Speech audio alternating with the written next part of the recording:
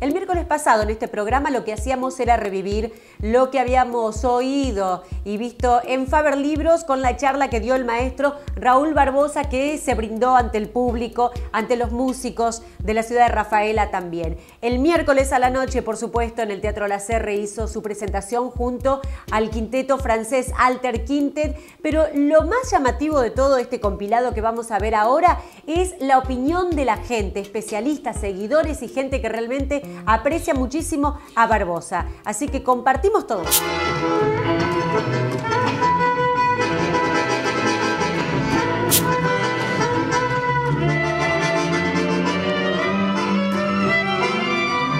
Mira, espectacular. Yo creo que todas las veces que vino el maestro Barbosa a Rafaela tuve el gusto y el privilegio de verlo.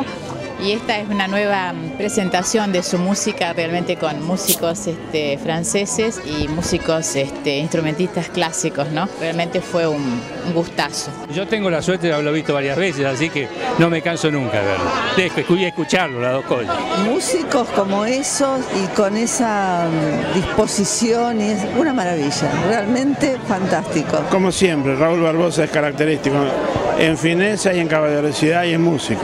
De mucha cultura musical. ¿Ha venido a verlo otras veces?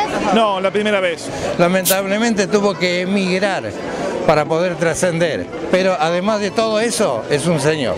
No hay muchas palabras para decir, es excepcional, excepcional. Yo anoche inclusive estuve en Faber Libros, que es cuando él, disertó una charla.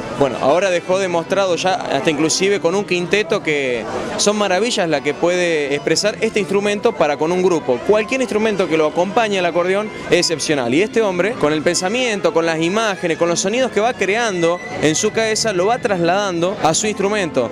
Con el pensamiento, con las imágenes, con los sonidos que va creando en su cabeza, lo va trasladando a su instrumento.